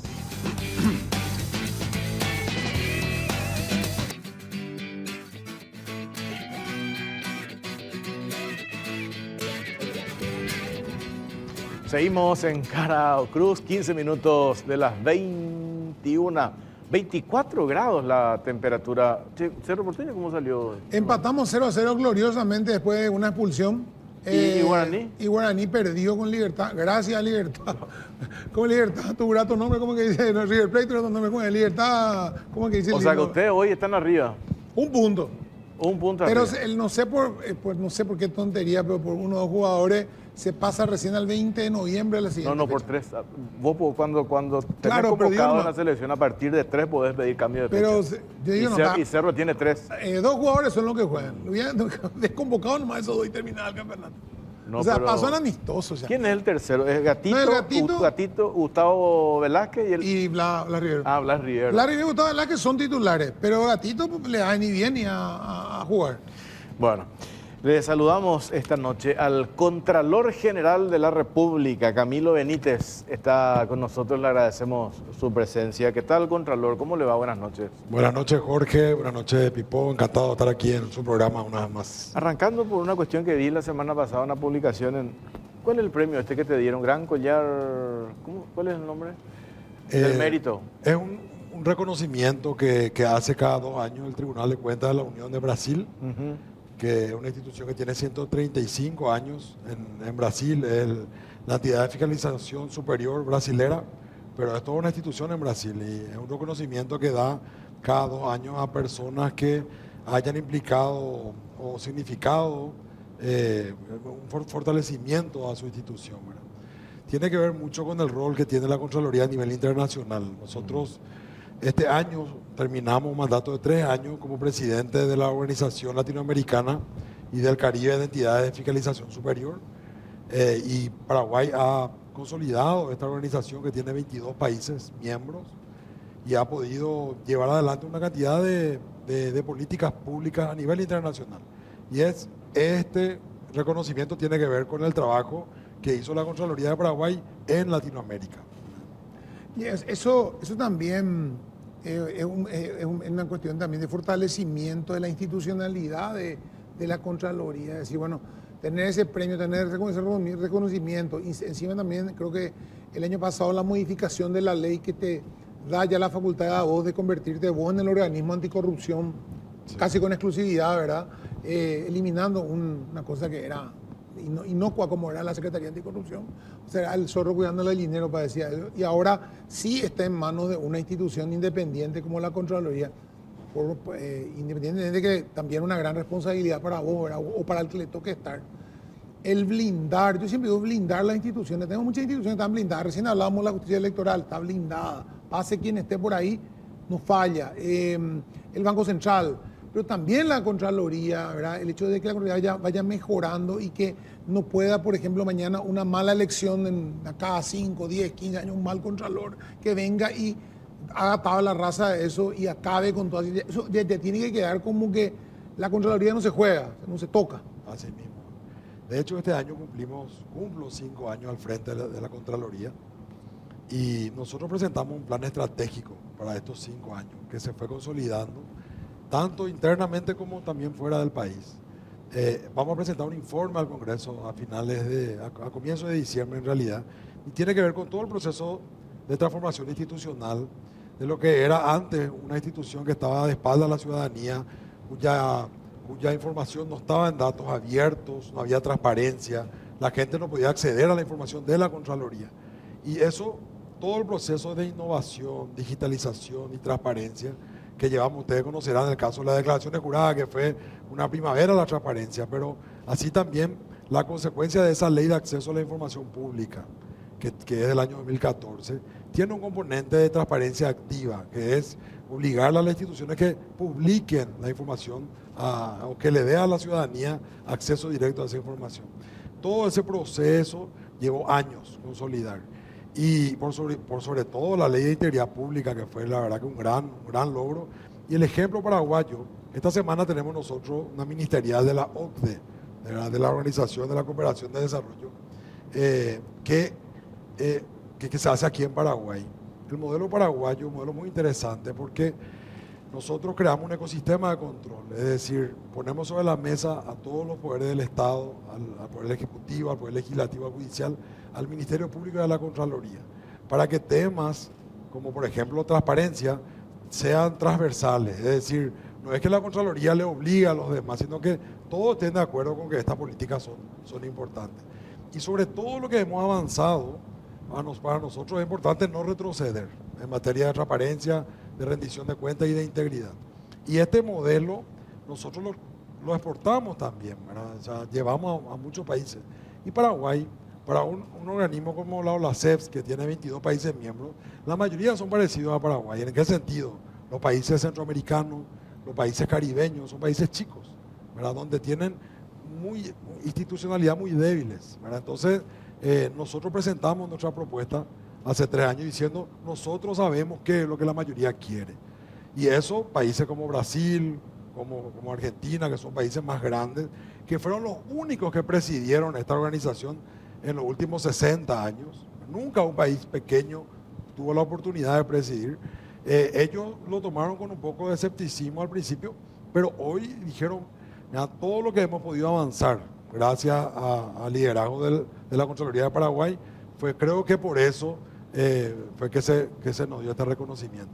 Qué difícil, a ver, en nuestros 36 años de democracia, uno de los principales problemas que tenemos en nuestro país y que seguimos trabajando es el fortalecimiento de las instituciones. Lastimosamente, los 3, creo, últimos contralores salieron por la puerta chica, salieron por la puerta de atrás, involucrados en hechos de corrupción, y eso le ha debilitado muchísimo a la institución, a la Contraloría, le ha debilitado, y no es para menos, ¿verdad? Escándalos de corrupción, etcétera, etcétera. Sin embargo, hoy, a partir de que llegaste a la Contraloría, ya casi 3 años, ¿verdad? Poco más de 3 años. Más ya, ¿verdad? No, ahora estoy hace 6 años. Digamos, 6. Sí, pues, digo, si él cubrió Claro, un periodo claro. Pero desde el momento en que fuiste designado, digamos, no habrá sido fácil, ¿verdad? Ir construyendo institucionalidad. No habrá sido fácil porque veníamos Era como un botín político, ¿verdad? Bueno, pero no solamente... Colorado, el control liberal. Pero no solamente botín político. Yo digo los escándalos de corrupción, ¿verdad? Escándalos. Entonces, a partir de ahí, ¿cómo recomponemos la figura de la Contraloría? Y me parece a mí que hoy, más allá de que siempre van a haber voces en contra, hoy, cuando la Contraloría te emite una valoración o una auditoría o un dictamen, hay un reconocimiento y eso no es fácil. Sí, se enoja el perjudicado, el afectado, no el resto. Siempre, sí. Es extremadamente difícil. Y no solamente en Paraguay, en el mundo, la tarea de control, en términos generales, es siempre muy difícil, requiere muchísimo coraje. Y hay ciertos condimentos, que es lo que nosotros tratamos de promover a nivel mundial, en la independencia de la entidad de fiscalización. Ese es el requisito más importante y el más difícil de sostener, ¿verdad? Siempre la entidad de fiscalización, de alguna manera el poder trata de absorber, ¿verdad? Y lastimosamente en Paraguay es un caso muy emblemático porque las personas que no hicieron su trabajo con probidad, con independencia, fueron las personas que peores terminaron, ¿verdad? Si nosotros vemos las denuncias penales que hicimos en los últimos años, es contra todo el mundo, ¿verdad? O sea, no hay colores en cuanto a la cantidad de denuncias que nosotros presentamos. Yo creo que ese es más bien el término, porque parece que es contra todo el mundo, es como que vos haces contra alguien. En realidad lo que vos haces es no ser selectivo a la hora, o sea, cumplir con el trabajo, sea quien sea, no importa quién sea. Pero aquí ya lo importante es que los contralores que vengan en el futuro tienen que entender que, como la Constitución lo dice, son personalmente responsables por las cosas que no denuncian. O sea, es como una pelota tatá que uno tiene ahí, porque los auditores tienen también independencia. Ellos hacen su trabajo, le envían al contralor, y el contralor es el que históricamente tenía la decisión de encajonear o no. Ahora, esta nueva ley, ¿qué te agrega a vos como función? ¿Qué más te implica a vos como función? Porque es como te implica ser más proactivo en la búsqueda. La Contraloría, como toda entidad de fiscalización, es una entidad de control externo, de ejecución del presupuesto, por ejemplo, de control posterior. La ley de integridad lo que hace es hacer una política preventiva a la corrupción, ¿verdad? A través de políticas sobre integridad y sobre transparencia, ¿verdad? Porque todo lo que tiene que ver, lo que estamos hablando nosotros, que la gente pueda acceder a los datos públicos, esas son medidas anticorrupción no represivas, claro, son preventivas y absolutamente necesarias, ¿verdad? El hecho, por ejemplo, de las declaraciones juradas sean públicas, son medidas preventivas, porque hace que el funcionario público obviamente tenga que tener doble cuidado en cuanto y con todos esos los problemas que hay, ¿verdad? Pero imagínense antes, cuando eso no era público, ¿verdad? La gente tenía menos cuidado inclusive.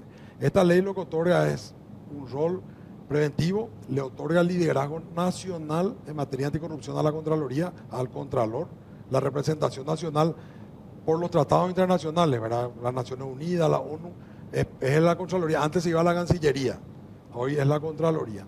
Y hay un capítulo de denuncias por hechos de corrupción contra funcionarios públicos. Ese capítulo es muy importante y muy innovador, porque le da un plazo al Contralor a resolver esa denuncia.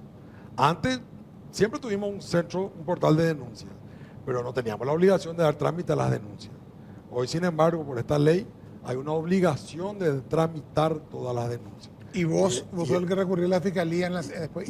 Claro, pero esa ley, no se imagina cómo está aumentando la cantidad de denuncias que tenemos, ¿verdad?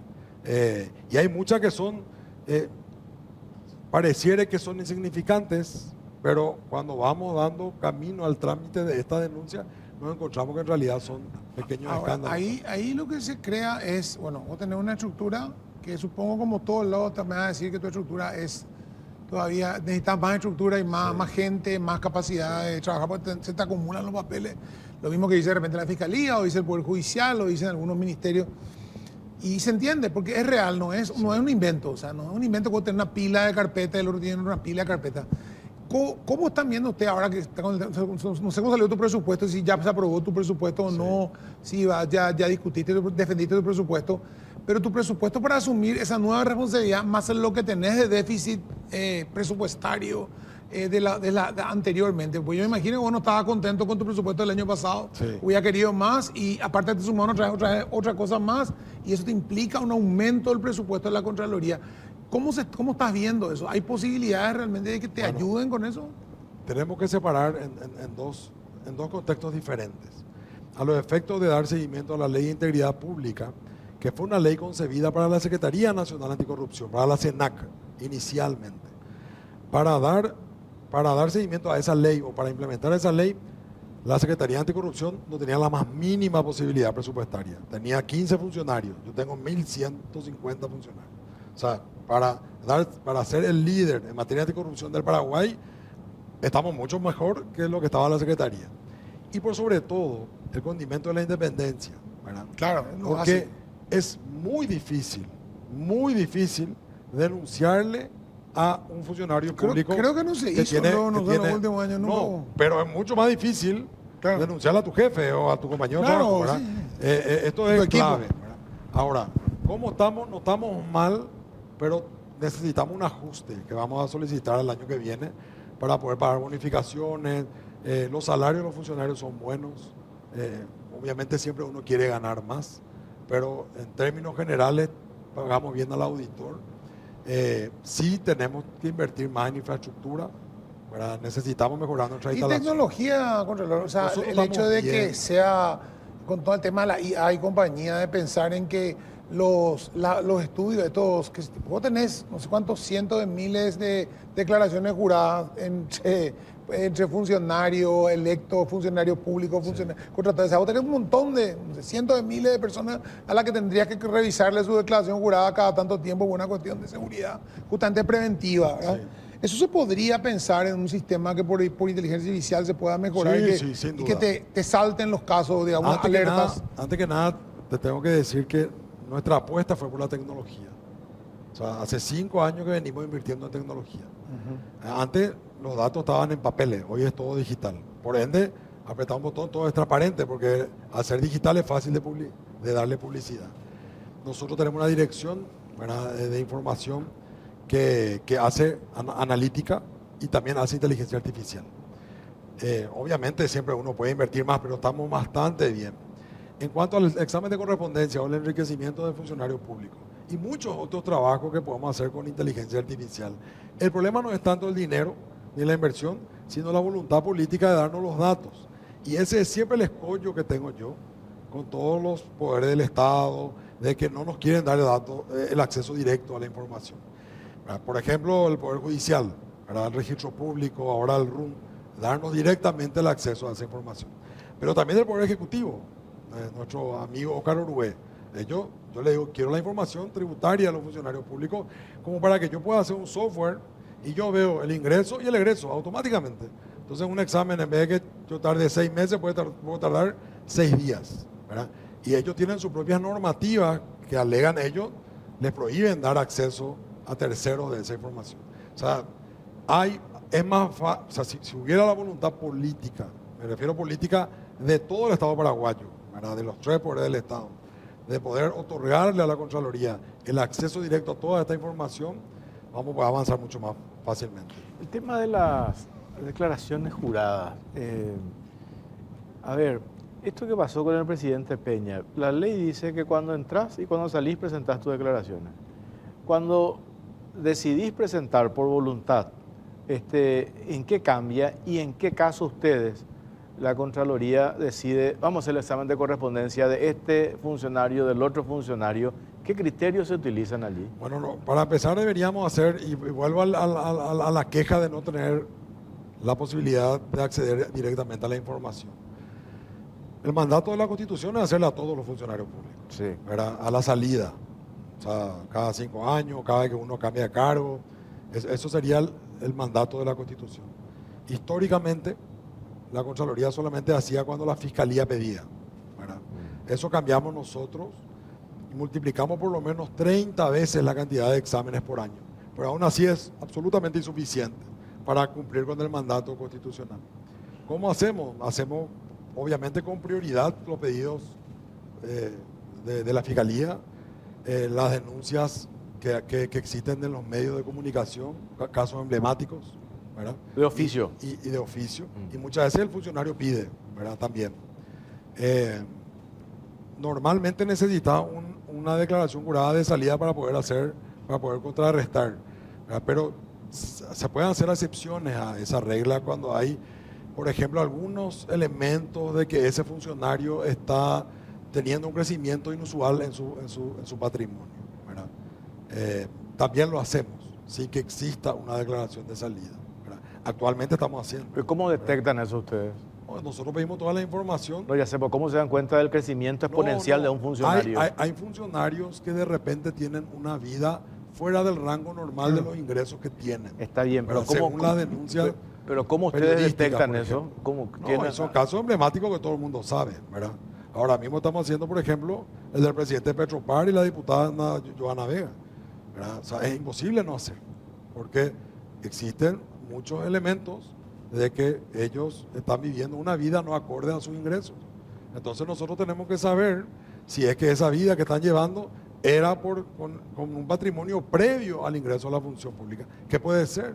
O ¿verdad? también a veces, también la misma prensa, exageramos, decimos, Le da una visibilidad. fiesta, te dio una visibilidad porque vos te sacaste una foto en tal lado y la foto que Y sabe hay cuándo otros que es. gastan Pero más, pero no categóricamente hacen que tenemos ruido, que ¿no? hacer. Claro. O sea, no podemos O sea, no hacer. a eso voy, ¿verdad? yo, o sea, pero también si fuera como vos decís, si se integrara todo, si todo estuviera integrado, porque todos los funcionarios, hasta la última enfermera o el último maestro, tienen que hacer una declaración jurada ante cualquier aumento o disminución patrimonial.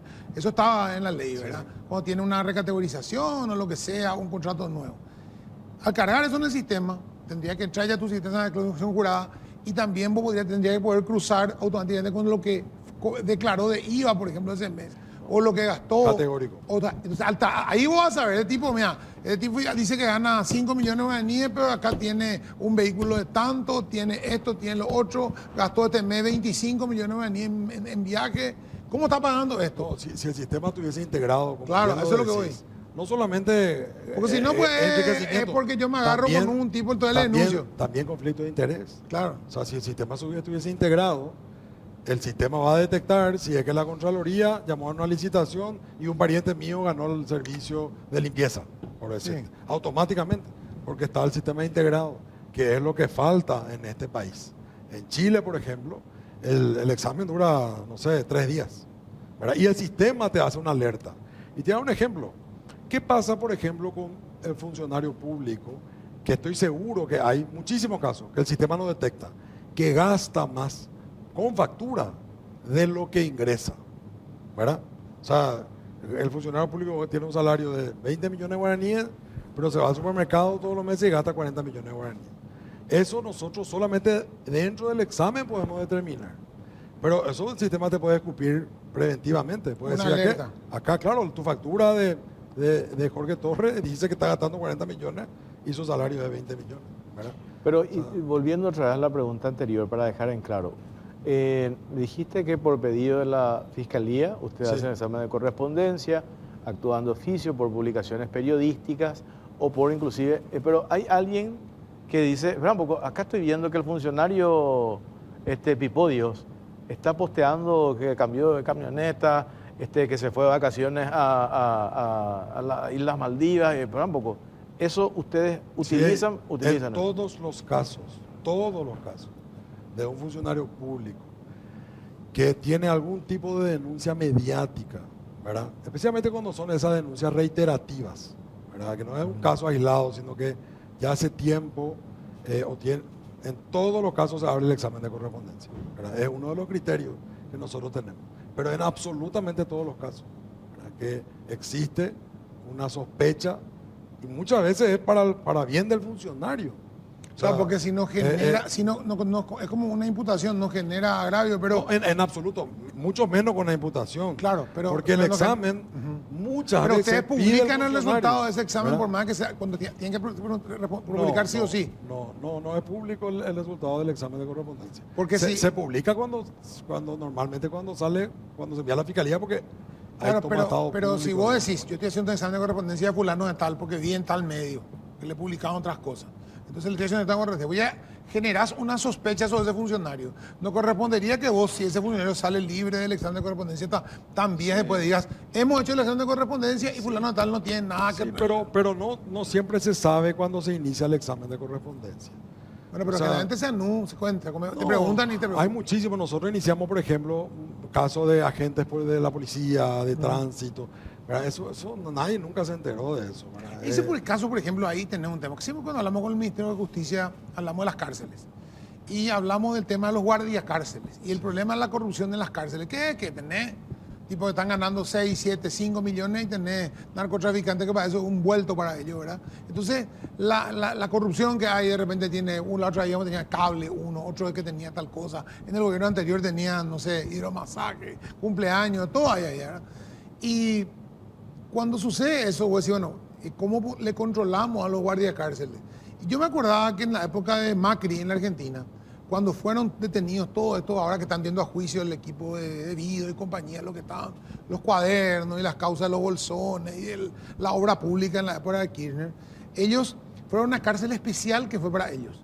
Y en esa cárcel los propios guardias eran otra vez auditados por otro equipo especial de gente que controlaba si ese guardia qué tipo de vida llevaba y si tuvo un gasto extraordinario ese mes para controlar que no sean corrompidos porque la gente que estaba presa era gente de mucho dinero, de mucho poder económico y político y podía corromper a los guardias. Y esa era la única manera, controlar y volver a controlar, ¿verdad? O sea, ese tipo de cosas, por ejemplo, facilitaría mucho que ustedes tuvieran acceso directo a que todos los guardiacárceles y todos los directores de penitenciaría estén sometidos a un monitoreo constante de un sistema, ni siquiera una persona, de un sistema que cuando haya una cosa rara, ¡pum!, dispare la alerta, mejoraría muchísimo también ese problema. Totalmente. Yo presenté hasta un proyecto de ley sobre esto, ¿verdad? O sea, es algo que no es la primera vez que hablamos de esto. Hace años que venimos diciendo, esta es la solución, ¿verdad? Claro. El problema yo creo que es que como muchísimos años esto no fue público, ¿verdad? El patrimonio de los millones de funcionarios, de las millones de declaraciones juradas que existen, ¿verdad? Porque de los cientos de miles de funcionarios públicos, siempre fue secreto. Entonces yo calculo que el sistema tiene miedo de que no haya forma de justificar el crecimiento histórico de un funcionario público, ¿verdad? Por eso calculo que hay tanta resistencia. Porque esto es el sentido común. La Constitución Nacional dice que la Contraloría debe hacer esto. Yo una vez aclaré esto y un periodista me criticó y dijo, ¿cómo puede ser que el Contralor admita su incapacidad de hacer este trabajo? Es que si no lo digo, nunca va a cambiar. O sea, es la única manera de que algún día esto pueda cambiar en realidad. O sea, más que no incapacidad, una limitante. Es contar la limitación que tenemos, ¿verdad? ¿Por qué, por ejemplo, no terminamos nosotros el examen de correspondencia del presidente de la República? Que mucha gente está diciendo, ¿por qué no se termina? Porque los informes nos llegan del presidente de la República. O sea, que yo decía, ahora vencieron los plazos, la mitad de los informes no llegaron, ¿verdad? Pero yo decía, son informes de terceros. Yo decía, de informes de terceros, yo decía, no, el del presidente va a llegar seguro, porque yo calculo que yo, entidad pública que dependo del presidente de la República, como CEPRELAT, por ejemplo, voy a enviar, en 32 horas voy a enviar el informe, siendo que es del presidente de la República. Ni del presidente de la República llegó a tiempo. Imagínense guardiacárcel, o un oficial de tránsito, o un aduanero, ¿verdad? O un comisario. Nosotros, por ejemplo, hubo un criminalista que decía que los comisarios de frontera deberían de recibir el examen de correspondencia y le iniciamos a todos los comisarios que estaban en zona fronteriza. Pero tarda muchísimo en la información en llegar. Y sin esa información no se puede cerrar. Nosotros no podemos asumir que lo que dice el funcionario es la verdad. Nosotros tenemos que contratar eso con los datos oficiales, ¿verdad? A ver si mintió o no en su declaración jurada. Tenemos que hacer una pausa cortita. Estamos hablando con el Contralor General de la República, Camilo Benítez, 21:41, 24 grados la temperatura en la Asunción. Pausa, ya venimos.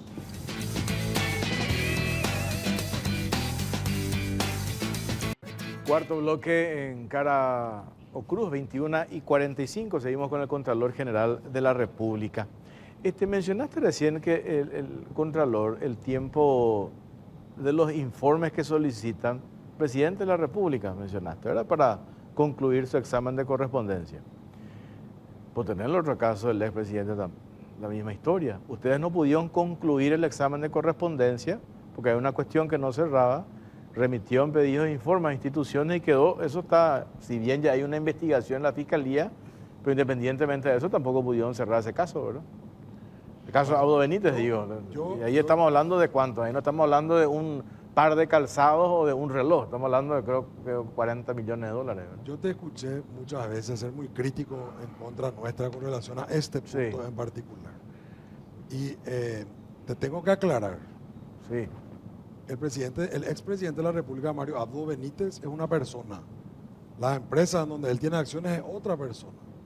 Nosotros lo que decimos es que esa empresa jurídica, que no es la misma persona que él, tuvo un crecimiento significativo en los años que él fue presidente y esa utilidad él no se adjudicó personalmente, por ende no declaró, ¿verdad?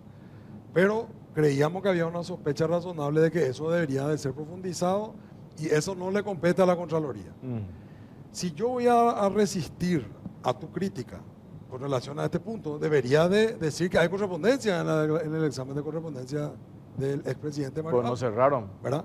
No se cierra porque decimos, acá hay algo que se tiene que profundizar y no soy yo el que tiene que hacer ese trabajo, ¿verdad? Para eso está la DENIT, CEPRELAB, la otra institución, el Ministerio Público, ¿verdad? Es simplemente esa la situación. Te lo digo porque no quiero que te enojes conmigo, pero No, es la absoluto. primera. Siempre te escucho ser muy duro con nosotros con relación a esto. Nosotros llegamos a un límite ahí y yo considero que no puedo traspasar ese límite, ¿verdad? No puedo traspasar a entrar en un sector que no es de mi competencia porque creo que ahí estaría fuera de la ley. Y tampoco puedo cerrarlo a favor del presidente porque creo que estaría haciendo un acto de Claro, justicia pero también al lo mismo que no tiempo, entiendo ¿verdad? nomás sobre ese punto, Contralor, es por qué incluyen ahí, dependemos del Ministerio Público. Si va a depender, pero no, mencionaste recién, Fiscalía, dijiste, Fiscalía tiene que ver en Nosotros no el podemos- pedido de informes. Nosotros no podemos, no deberíamos, para hablar con propiedad, hacer una investigación dentro fuera del principio de legalidad de lo que estamos autorizados a hacer, ¿verdad? Y evaluar si esa facturación de esa empresa está o no acorde a lo que se compró, se vendió, si eso escapa a nuestra competencia. Por ende, decimos nosotros, hasta acá podemos llegar, ¿verdad? Y nada más, yo no digo que dependemos, decimos que nosotros no podemos seguir, ¿verdad? Y si siguiéramos, debería ser para cerrarlo de que hay correspondencia, no para cerrar de que no hay correspondencia. Claro, pero porque no nos compete eso. a lo que va nomás lo siguiente, la cuestión. Entonces tu trabajo no debería partir de vos, el trabajo debería partir más allá de la Fiscalía. Hubiera sido más simple que la Fiscalía, ante la sospecha, ante el, ¿cómo se llama esto? La noticia crimini, de que se decía que las empresas tal y tal, se denunció que eran de fulano de tal, las empresas que vendían asfalto al Estado durante los 5 años, la Fiscalía tendría que ir abierto una investigación por su cuenta nomás y en todo caso sí, pedirte la declaración jurada a vos y que ellos revisen después la declaración jurada con la realidad, porque así va a ser más rápido, más fácil. Pero como la Fiscalía tampoco inició nada, vos sí tenés la obligación de iniciar un examen de correspondencia, pero no puedes terminarlo. Nosotros lo hacemos como es obvio a todas las altas autoridades, especialmente a los presidentes.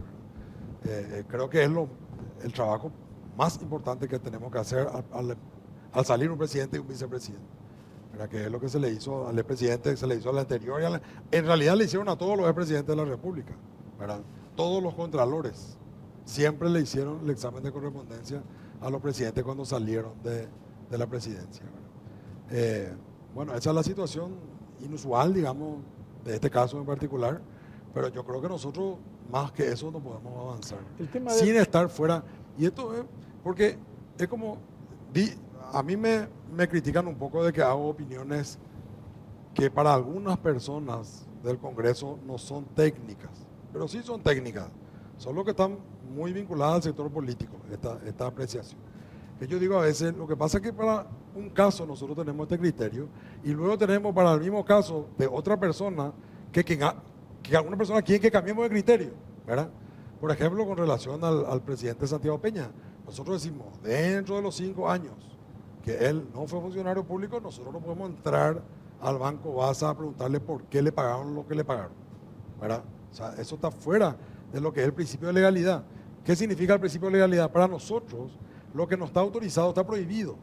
O sea, si la ley no te dice, y la ley dice al funcionario público al entrar y al salir, por ende, fuera de eso, está prohibido, ¿verdad? Y ese mismo criterio se aplica en ese otro caso, por más que tienen otro tipo de contexto y particularidad. Claro, pero acá estamos hablando diferente. Uno siendo presidente, siguió siendo accionista, declaró esas acciones en esa declaración jurada, no figuraba en el directorio, pero era accionista de la empresa, y esa empresa generó una utilidad muy grande y no se refleja en su declaración jurada. Entonces ahí sí tenés un tema que es tuyo, o sea, tenés un balance de esa empresa. Te dice el balance de la empresa que generó 50 o no sé cuántos millones de dólares de utilidad y que se pasó a reservas. Tendría que haber cambiado también el valor de las acciones en su declaración jurada. Lo que pasa es que es una conducta habilitada en la ley, lo de mandar a reserva. Claro, pero sube por el valor de mi empresa. Yo tengo declarado tantos millones en acciones, eso no es el valor real. Lo que digo es cierto. Es que justamente esa es la duda que nosotros decimos y por eso mandamos al Ministerio Público. Decimos, por ejemplo, un rato, acá en estos 5 años, esta empresa recaudó, facturó, no sé, más de 70 millones de dólares, que antes no facturaba y después tampoco, ¿verdad? O sea, esa es la duda. Pero estaríamos nosotros saliendo de la ley si ingresásemos dentro de esa empresa a saber por qué facturó o a quién le pagó. No, el hecho nomás no es saber por qué facturó. A lo mejor lo que vos quieras. Ponele que vos descubras que facturó porque tuvo suerte y fue mágico, no importa. El hecho de que si yo aumenté mi patrimonio, vamos a decir que yo te declaro un terreno, cuando entré a la presidencia y me tocó estar, no sé, o en un cargo que yo pueda estar 10 años en la corte, puedo estar 20 años en la corte. Entré y tengo valuado un terreno que valué hace 20 años, claro, valía 10 millones de guaraníes, hoy vale 1.500 millones de guaraníes el terreno. Y yo sigo declarando mi declaración jurada 10 millones de guaraníes. Vos me vas a saltar, me vas a decir, ese terreno no vale 10 palos en tal lugar, valía hace 20 años 10 palos. Ahí vos tenías algo que reclamarme a mí como contralor y sacarme un informe. ¿A quién le girás esa a la fiscalía? No. Lo que pasa es que esta empresa aumentó de valor. No, pero es diferente. Si fuera en tu caso el inmueble, no hay mucha irregularidad si uno no declara la plusvalía, porque es el mismo inmueble. Habría una irregularidad si sobre ese terreno se construyó un edificio, por ejemplo, ¿verdad? Y yo sigo declarando como un valor fiscal. Y vamos a decir que va a pasar eso. Ahí sí hay un enriquecimiento. Porque ahí, no, pero por ejemplo, si la empresa, si yo no declaré que mi empresa pasó de valer 3 millones de dólares a valer 63 millones de dólares, y mis acciones, yo tenía el 80% de las acciones o el 100% de las acciones, pasé de tener un patrimonio de 3 millones a tener un patrimonio de 63. Yo tengo que declarar ese patrimonio de 63. Y fue durante mi gobierno que esa empresa ganó ese dinero. Y justamente puede tener algún vínculo con mi actividad como presidente. Lo que pasa es que al no retirar la utilidad, formalmente no debes declarar eso. ¿Cómo no vas a declarar si sube el valor? Porque no es tuyo.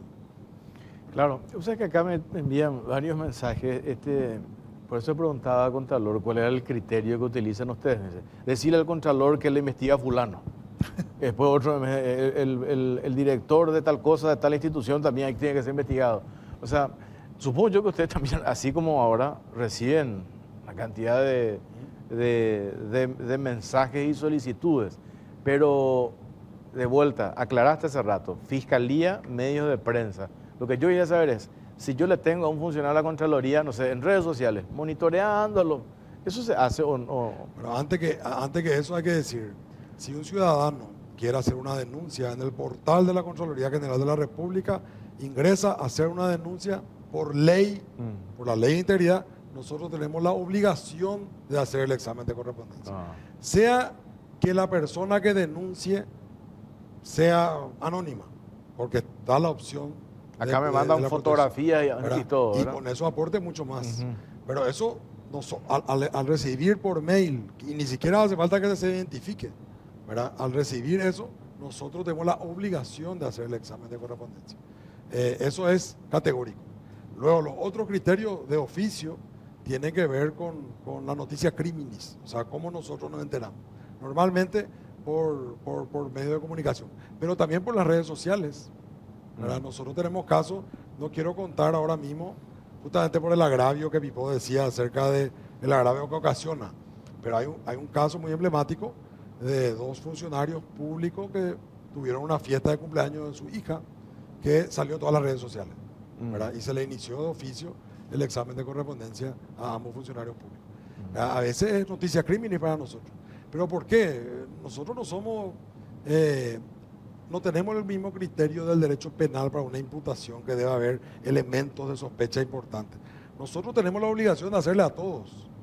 Lo que tenemos una limitación de poder hacerle a todos, por eso hacemos todo lo que se denuncia, lo que la gente publica, lo que a veces el funcionario solicita, etc. Nos vamos con esto. Dijiste un caso puntual. Un matrimonio que festejó el cumpleaños de su hija y ambos funcionarios públicos hicieron una ostentación.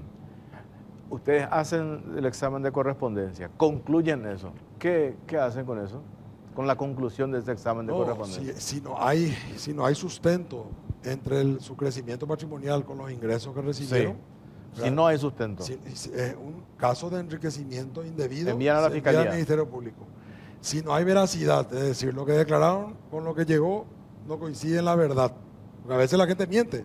O sea, una persona puede omitir directamente tener una propiedad y luego el registro público dice que está a su nombre. Se envía a la Fiscalía también, ¿verdad? Y ahí ya queda a mano del Ministerio Público. Y si hay correspondencia, se le entrega al funcionario, se le notifica. Contralor, gracias por su tiempo. Muchas gracias a ustedes, encantado. Hacemos la última pausa, venimos y cerramos el programa.